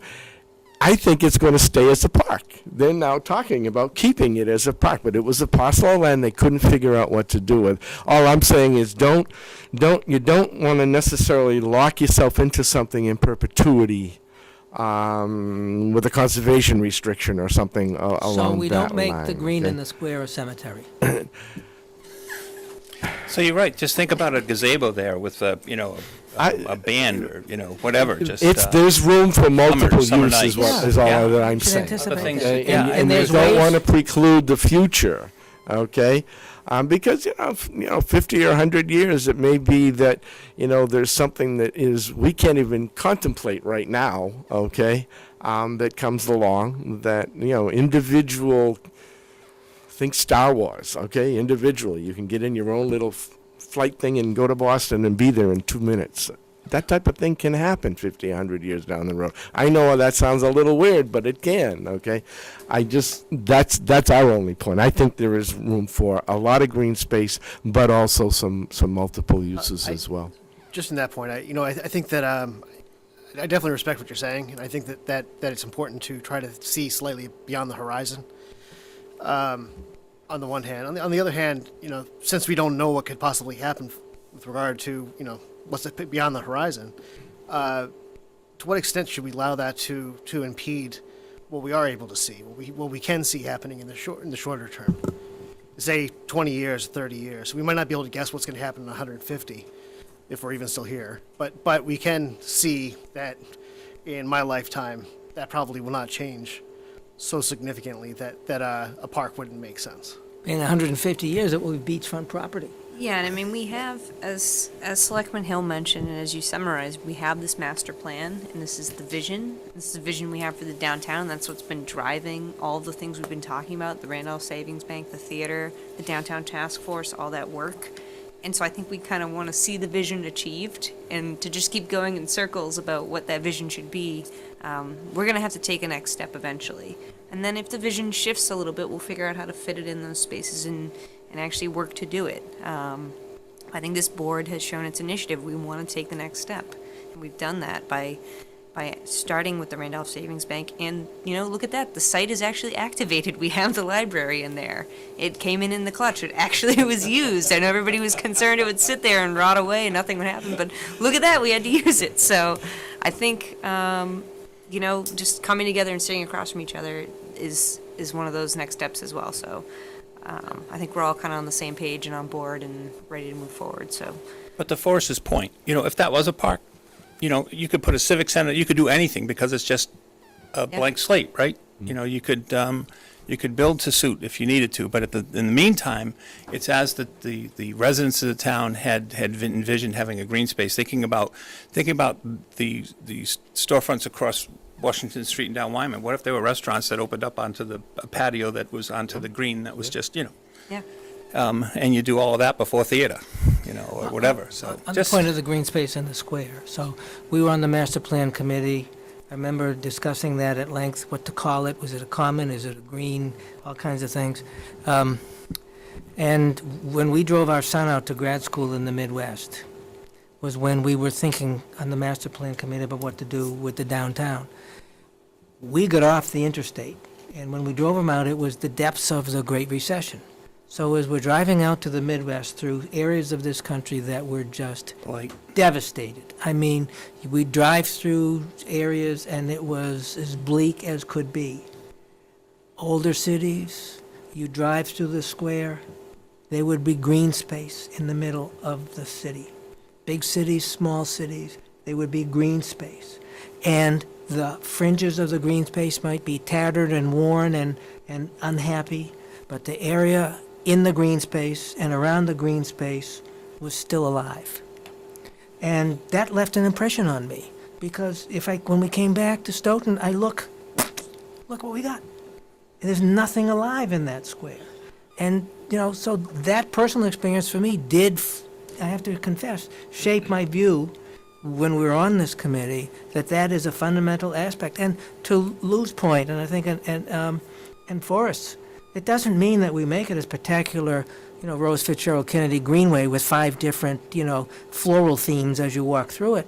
Maybe we start off by making it a very basic place. And then as the economic tides rise for the abutters, we get them to form an economic development zone or downtown improvement zone, because their fortunes are rising, and they will want to contribute to maintaining it, because guess what? That's what's going on with the green space downtown. Right now, we have a business community and an overall community that thinks this town can do nothing to make the downtown work. And we've proven so far as a community that's true. So how do we fix it? We come together, we take in the acquisition end. You kindly picked up, let's figure out what to do, and we consistently meet in the middle. What do you need on the acquisition end so we can get those docs to you? And what do you need as we're defining the space, with the post office, so what area we're acquiring and when, so that you can work on that. And then by May, when we get to town meeting, we can deliver town meeting something that people can be happy with, that they can see. And the businesses around can look, and the property owners can look and say, we're going to invest in this town, we're going to build the tax base, we're going to stay, it's going to be a good place to live. And we're all better off for doing that. That's why we're doing this meeting. Well, and again, we needed the redevelopment authority's help. And again, we needed the redevelopment authority's help. Thank you, Pam. I'm infamous for that. So to get the post office off the ground, we need the application fee. Our attorneys are going to negotiate that that's refundable as one of the first steps, but it can't be from taxpayer money. So it's got to come from somewhere. And the redevelopment authority is the perfect place. I mean, it's exactly, part of the design of the organization, and it's something that would get this project lifted off the ground, which is what needs to happen. I think the surveys certainly have to be done, but map out next steps. What are our next steps in all of these projects? And again, as I hear all these things, I'm just trying to grab the big points that have to happen now to get us to the next step. So That's my 2 cents. That'll be a line item on our meeting for the 29th. Perfect. Yeah. Okay, as long as we hear that keyword refundable. I understand. And I'm in year 6 of the redevelopment authority, and I can tell you that the second meeting, and I think Carlos Vargas was our chairman at the time, I said, post office has to go.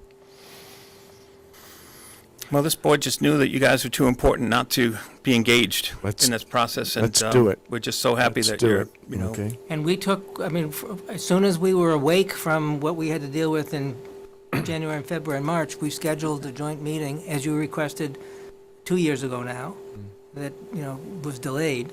We had our joint meeting to get this going, and, we'll continue to do it. and thank you for that. Okay. Just a quick point, and I think we might have discussed this a couple months ago, but is our congressional delegation aware of the $25,000 fee? It seems like such a small token amount of money. I can't believe that we can't pull in our delegation. They're aware of it, but there are limits to what they will weigh in on and deal with the bureaucracy. Right. Pardon? It's not worth what? It's not worth the candle. It's $25,000 for millions of dollars in return. Let's not worry about it. We should be able to find $25,000 and move on with our life. All right. The item D, if we can move to it. is just generally, and I think we've already touched some of this in our previous conversations, but I thought it would be very useful in going over the agenda. I think Forrest and I agreed to have a topic. Okay, so let's talk thematically. How are we going to get this done for the downtown? Do we want to meet throughout quarterly? What are your thoughts on the Master Plan Implementation Committee? Have you taken any formal position on that, since the Master Plan Committee itself was, commissioned jointly by the Redevelopment Authority and the Planning Board? Are you going to take any position on that? And my own view was to try to hear mostly from you guys on how you think it can work, so we could. I spoke extensively on the You did, and Master so. Plan and so Implementation did Committee. Forrest. And I think that's an issue that you need to deal with. I don't think it's the Redevelopment Authority. I'm speaking for myself now, not the authority. I don't think it's our job to basically take over that function.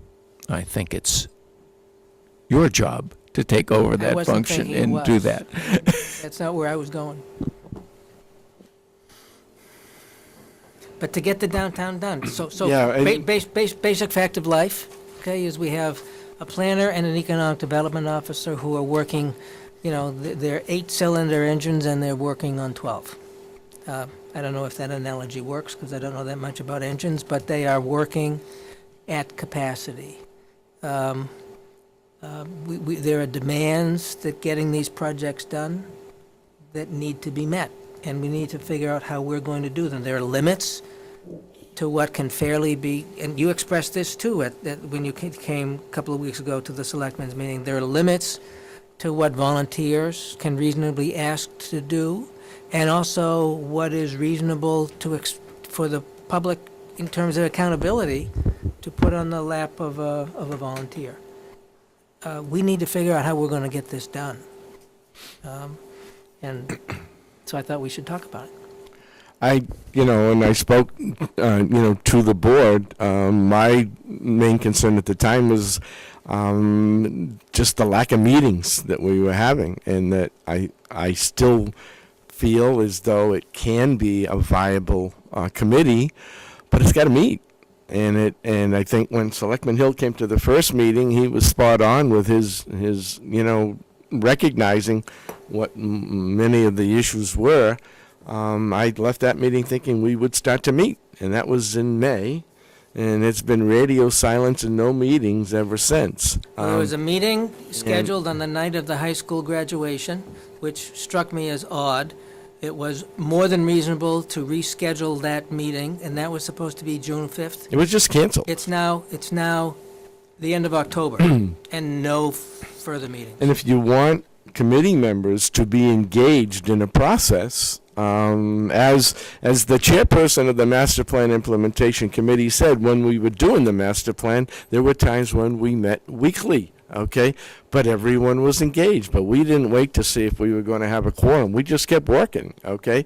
And if you set it up that, we're going to have one meeting a month, or we're going to meet twice a month or whatever, and it's going to be on the second Monday of the month, and whoever shows up, the majority of the people will come. They'll be there, and they're willing to work, okay? So to me, a real shame that has gone by the board, for lack of meetings. You brought up an interesting point that it did sort of spawn out of the Redevelopment Authority and the master plan. I since lost sight of that, because the master plan is really the purview of the planning board under state, general laws of the Commonwealth.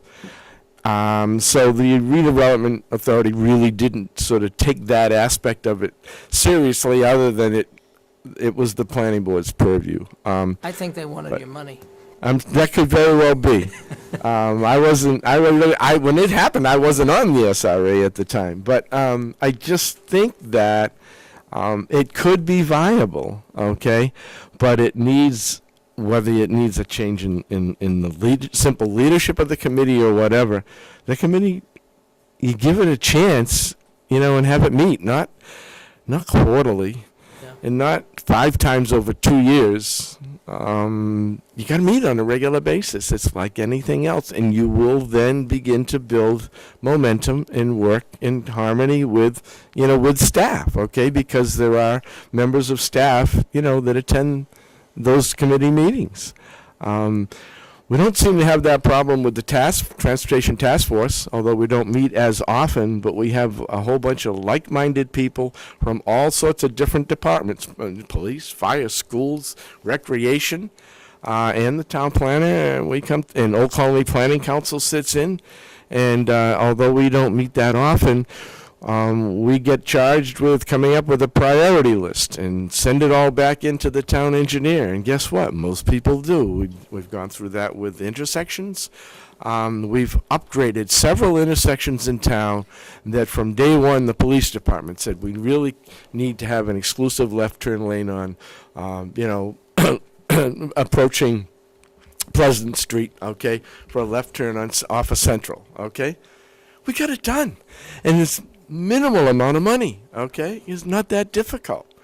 I just don't understand why, the Master Plan Implementation Committee just didn't go that route.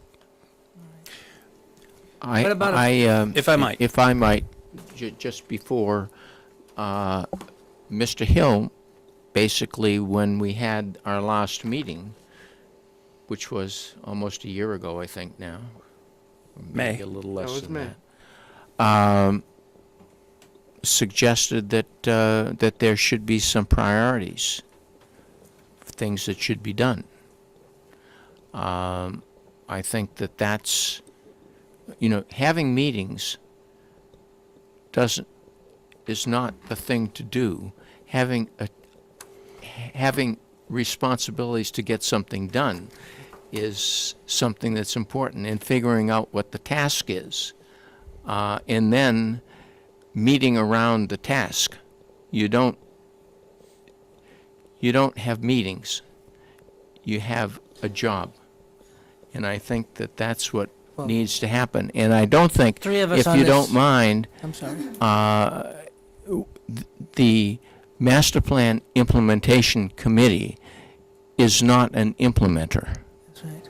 And so I think you need to figure out what you want to get implemented and who's going to do it. That's what I think. I just want to say 3 of us were on the master plan committee. There are priorities in the master plan document. There was a time, there's a 163 of grid them. on time frame for various steps to be taken, which I don't know as if has been paid attention to.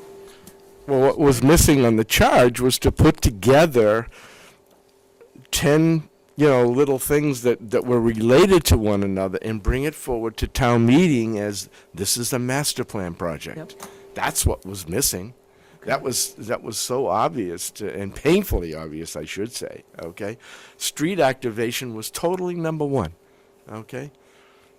Trash barrels, benches, trees along the sidewalks, in the pedestrian pathways, improve the aesthetics of the green spaces that we had, okay? Expand on them or whatever. That should have gone to the town meeting in 2016 as the first item, I don't disagree with you. and it'd be Rick? done. Just to underscore both what Mr. Gito and Mr. Linwell are saying, I think we have to step back from that group and develop a charter. What's the purpose of that group, and what are they charged to do, and give them tangible deliverables. And I think we also said, Can I interrupt just for a moment? Of a group. It doesn't need to be that group. of a group, yeah. I actually tried to also come up with a new name, but it was 6 miles long. And I did it, Be the people who are on. and there was an acronym, but it made no sense whatsoever, so. Let's make up an acronym we like and then find words to fit. I shared it only with I shared it only with the chairman of this committee, and, you know, I think that's where it died a slow death. But at this point, my thought is that our group would come together and be tasked with developing a charter for how the master plan implementation is completed. I think Dan Kelly had great thoughts about the big charge for this group was to make sure the master plan didn't die, right? So that it stays alive and it flourishes and it continues. This committee, the Board of Selectmen, again, identifying economic development priorities for the town to meet the immediate needs of the town in terms of we've got buildings and facilities and other expenses that need to happen, high school, library, and we need funding for those things, and we just can't do it by raising taxes. You know, we need to figure out alternate sources of funding. So land use policy, I would think, is something that we would have been seeing over the last 4 and 5 years, not the fourth iteration of the schmood, which is not the solution to the downtown, in my opinion. Just my personal opinion. But there's so many zoning changes that need to take place, and I'd love to see the planning board be able to put their arms around that and run with it, you know, to make sure that we don't have an issue that happened just like across the street from the middle school. We need to clean that all up. You know, if it shouldn't be zoned for, you know, industrial, then it shouldn't be zoned for industrial. You know, we also said, oh, geez, maybe we should go out and look at the schools and the library and the parks in town to make sure that they don't have any conflicts across the street or down the, you know.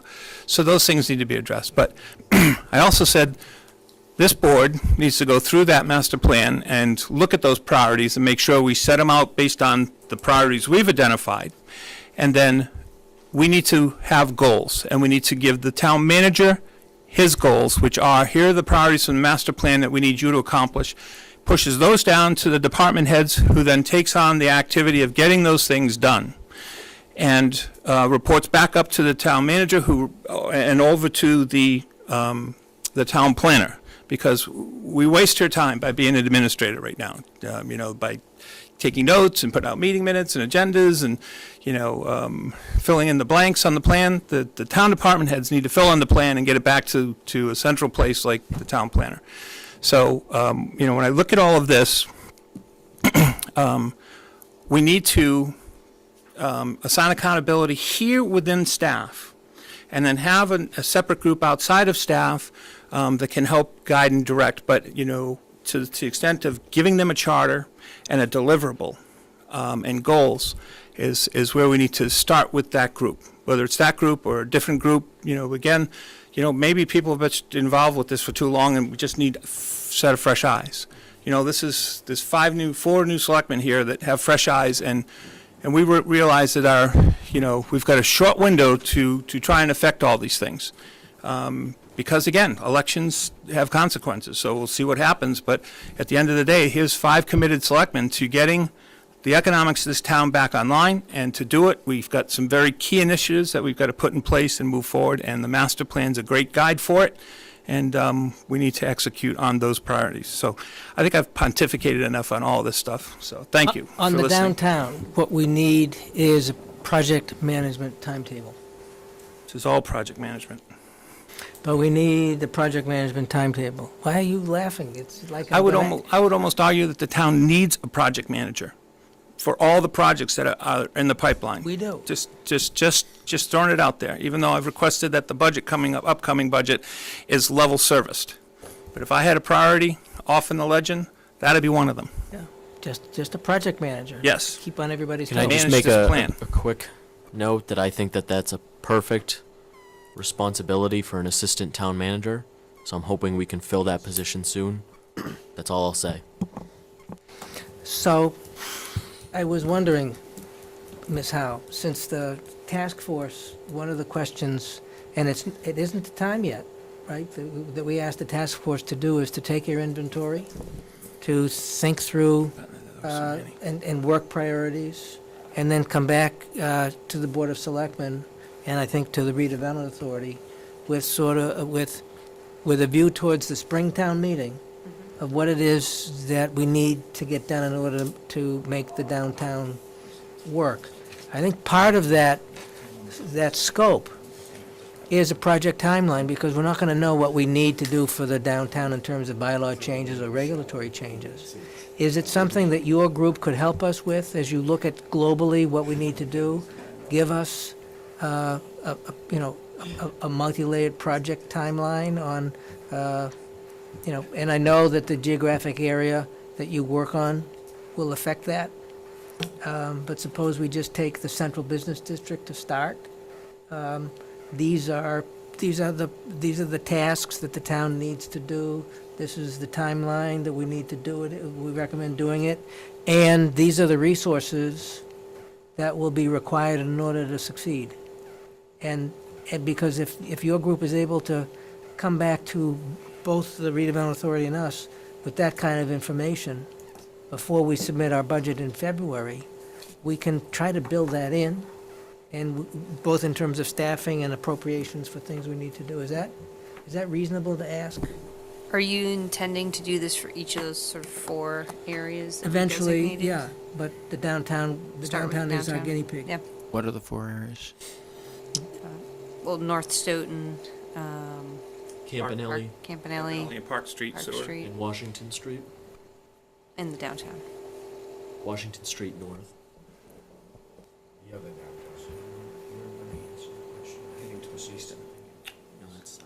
I was gonna say, yes, Is this we attainable? could do that, yes. Restaurants and banks and Could I say something, You just Mr. did. Chairman? Go ahead. You know, there are a lot of wonderful people who work for the town. They should help you looking at these things and putting timelines on things and putting packages together to make things work. You have a town manager who knows an awful lot about what's happening. And if you were to just chat with him and he with his department heads, you might be able to put together a pretty good plan for what's supposed to happen this year and get a commitment out of those people to do the things that you want to have done. In some communities, new paragraph, in some communities, the town manager has a set of tasks that he's expected to get done in a year, and he translates that back into the tasks that his department heads are expected to do. And you maybe want to think about how to manage an organization and get the best you can out of them. We had that once. Didn't we just say that a minute ago? I did. No, I did. You We did. need to set goals. Yes. We need to set goals and have the town manager drive those goals down to the department head, level, and have them take ownership of it. But I couldn't agree with you any more on this, Mr. Jeter. You're exactly right. It requires management. And you need to, when you set those goals, you need to talk to people within your organization to make sure that when you finally get to the sticking point of setting those goals, that you're all on the same page. And so the people who do the day-to-day work, that come in and work 40 to 60 to 70 hours a week, depending on who they are really involved in that process, in the goal-setting process. They don't set them, but they provide information to you that helps you to set realistic and good goals, and with a stretch to them. Because you have a lot of people who want to make the town function well. That's good. It's the mere definition of a goal. It's got to be achievable, agreeable, and measurable. Right. Have we beaten this as far as we want to tonight? We have a short executive session that we put on to just touch on 2 issues. Is it? Want to take a break, and then we'll adjourn the public session and then just reconvene in an executive session? Why don't we adjourn this Right, that. session Now, and then, come back. and then start up the other one after we take the break? Oh, maybe we can't. I second that motion. I like that idea. Motion to adjourn the public session. I'm sorry. No, Okay, go so- ahead, go ahead. executive session. No, yeah, don't we need to take a vote about We do, going into we do. executive session while you're in the public session? Yes, we do, yeah. You can't adjourn first. For the Board of Selectmen, the agenda item is for an executive session to consider the purchase, exchange, lease, or value of real estate, of real property pursuant to General Laws, Chapter 38, Section 21A6. Properties identified as 31 Porter Street, the post office site, and 15 Pleasant Street, which is the Randolph Savings Bank site, and involving an agreement with the Redevelopment Authority. Is there a motion to go into executive session? So made. Second. On the motion, Mr. Hill, Yes. Sullivan, Yes. Mr. Cavey, Yes. Ms. Howe. Yes. Chair votes yes. For the Redevelopment Authority, to enter into executive session to consider the purchase, exchange, lease, or value of real property. If the chair declares that an open meeting may have a detrimental effect on the negotiating position of the public body under General Laws, Chapter 38, Section 21A6, 31 Porter Street and 15 Pleasant Street. Now, I hear a motion to move into executive session. And a second. I'll call the roll. Mr. Helder Resendes, Yes. Mr. Lugito, Yes. Ms. Pam Carr, Yes. and the chair votes yes. And on the Board of Selectmen, I also declare that it would be detrimental to the interests of the town to discuss these matters in a public session, and therefore, dealing with them in executive session would be in the best interests of the town. With that, I will declare a short recess for the Board of Selectmen, and then we will go into executive session. We will not return to public session. We will adjourn our meeting we will not return to public session. We'll adjourn our meeting from executive session. And if I may avoid repeating all of that, what the Selectman Chairman has said, the Redevelopment Authority would adhere to. All right, so Thank you. let's take 10 minutes, and we'll resume at 8:30.